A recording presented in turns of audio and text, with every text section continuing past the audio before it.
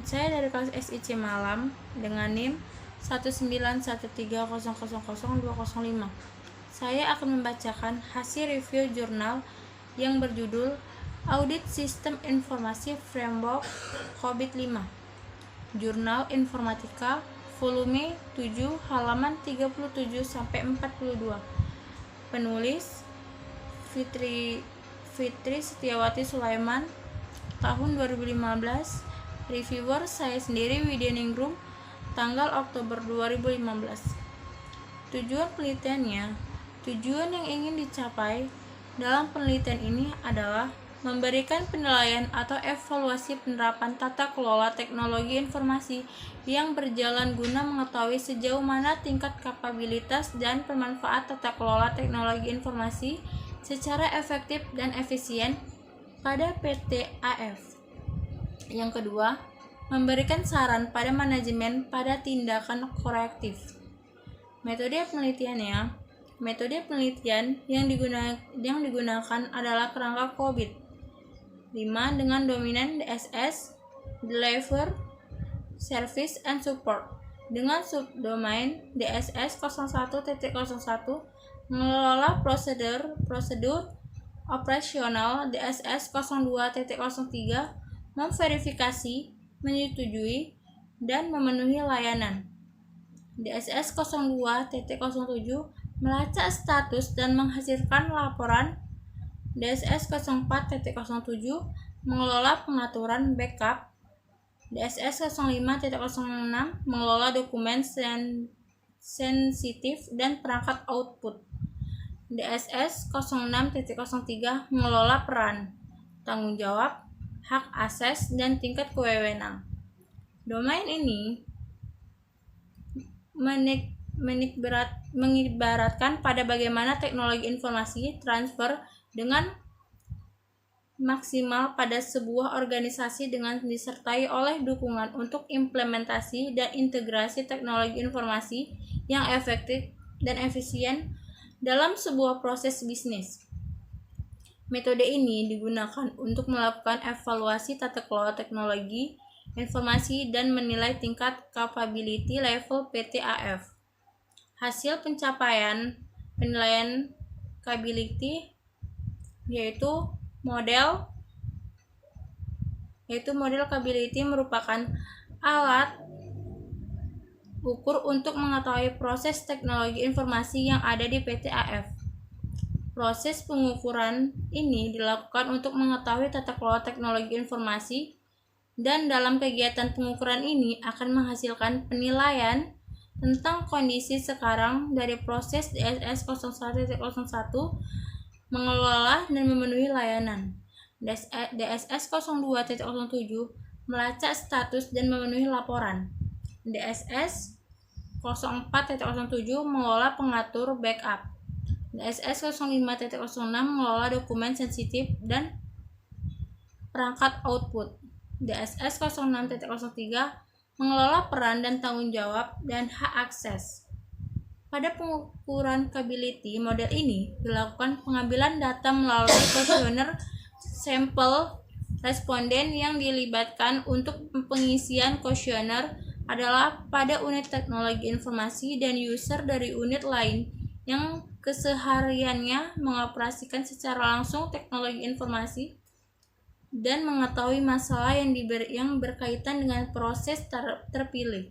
Sampel dan responden ini diambil berdasarkan tabel RACI chart yang dipetakan terhadap organisasi. Responden yang digunakan pada penelitian ini berjumlah 12. Karena dari 12 responden ini sudah dapat mewakili keseluruhan dari sampel.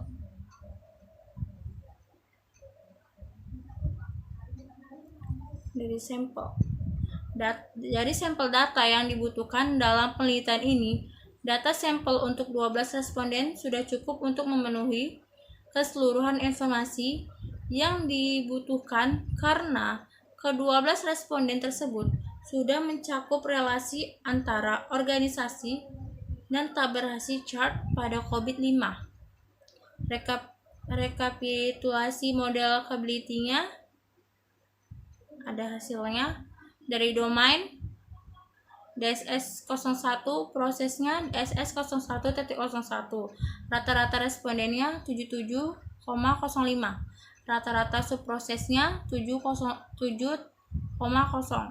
Rata-rata proses 7,0. Dari domain yang kedua, DSS 02, prosesnya DSS 02.03 dan DSS 02.07. Rata-rata respondennya 70,64 dan 70,77. Dari rata-rata subproses 6,4. Rata-rata prosesnya 3,2. Dan domain yang ketiga, DSS 04, prosesnya DSS 04.07. Rata-rata respondennya 74,50. Rata-rata subproses 7,5, rata-rata prosesnya 7,5 juga. Domain yang keempat, DSS 05, prosesnya DSS 05.06. Rata-rata respondennya 75,63. Rata-rata subproses 7,6. Rata-rata prosesnya 7,6. Domain yang kelima, DSS 06, prosesnya DSS 06.03. Rata-rata respondennya 72,20. Rata-rata subproses 4,8. Rata-rata prosesnya 4,8. Dan jumlahnya dari rata-rata subprosesnya 33,3. Jumlah dari rata-rata proses 30,1. Dan nilai rata-rata subproses 5,5. Dari rata-rata proses 5,0. Itulah nilai tingkat capability-nya. Dari daftar proses COVID-5, yang pertama, nama prosesnya DSS 01.01, target level 4. Level saat ini 4,8. Dari GAP 0,8. Yang kedua, DSS 02.03, level tertinggi 4. Level saat ini 6,4. GAP-nya 2,4. Nomor yang ketiga, nama prosesnya DSS 02.07, target level 4. Level saat ini 5,9 dan GAP-nya 1,9. Yang keempat, DSS 04.07, target level 4. Level saat ini 4,7, GAP-nya 0,7. Yang kelima, DSS 05.06, target level 4. Level saat ini 5,7, GAP-nya 1,7. Yang keenam, DSS 06.03, target level 4. Level saat ini 6, GAP 2. Dan strategi perbaikannya untuk mengelola teknologi informasi pada PTAF agar semakin baik dan dapat diperhatikan dari hasil nilai yang didapatkan, maka penulis memberikan rekomendasi untuk strategi perbaikan PTAF sebagai berikut. Yang pertama, perlu adanya tim IT atau divisi IT yang tersebar pada beberapa cabang PTAF seluruh Indonesia untuk memaintain, dan jika terjadi bug atau kesalahan, jadi tidak hanya berada di kantor pusat saja. Walaupun semua masalah sudah dapat diatasi dengan baik karena sistem online, namun tetap saja ada sedikit kelemahan dalam hal maintenance tiap cabang atau kantor perwakilan. Nah, yang kedua, untuk lebih terdefinisi dan tata rapi, penulisnya mengusulkan untuk menerapkan framework COVID-5 pada tata kelola teknologi informasi PTAF. Yang ketiga, audit tata kelola teknologi informasi ini disarankan agar dapat dilakukan secara berkala maksimum 1 tahun sekali di PTAF agar dapat terkontrol terus-menerus sehingga semua sistem yang berjalan selalu memberikan solusi yang baik, efektif, dan efisien. Kesimpulan dari jurnal yang saya review, berdasarkan proses analisis dan penilaian tingkat kapabilitas tata kelola teknologi informasi pada domain DSS atau Deliver, Service, and Support, proses DSS 01.01 mengelola prosedur operasional, DSS 02.03 memverifikasi, menyetujui, dan memenuhi layanan, DSS 02.07 melacak status dan menghasilkan laporan, DSS 04.07 mengelola pengaturan backup, DSS 05.06 mengelola dokumen sensitif dan perangkat output, DSS 06.03 mengelola peran, tanggung jawab, hak, dan akses tingkat kewenangan.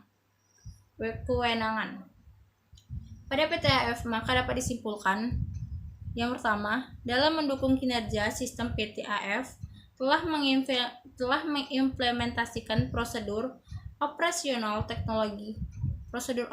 teknologi informasi dengan memberikan support dan training. Yang kedua, hasil dari rekapitulasi tingkat model capability bawah skala nilai penelitian untuk mengelola teknologi informasi di PTAF secara keseluruhan sudah baik dan tekstur yaitu skala 5 atau optimizing dengan nilai 5,0 yang artinya pada PTAF sudah dapat mengimplementasikan teknologi informasi sesuai dengan kebutuhan bisnis dan tujuan bisnis organisasi dan juga tujuan TI. Yang ketiga, tingkat model capability PTAF mempunyai nilai skala 5. Nilai skala 5 ini dapat dipetakan dengan peningkat atribut proses selaras dengan level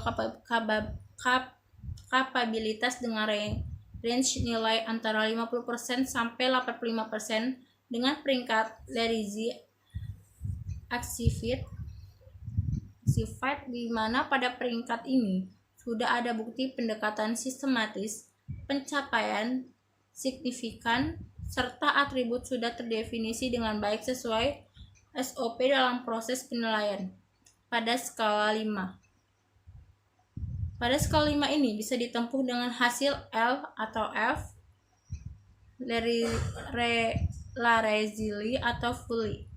Yang keempat, hasil penilaian sudah mencapai target level yang diharapkan, bahkan sudah melebihi level yang ditargetkan, yaitu optimizing.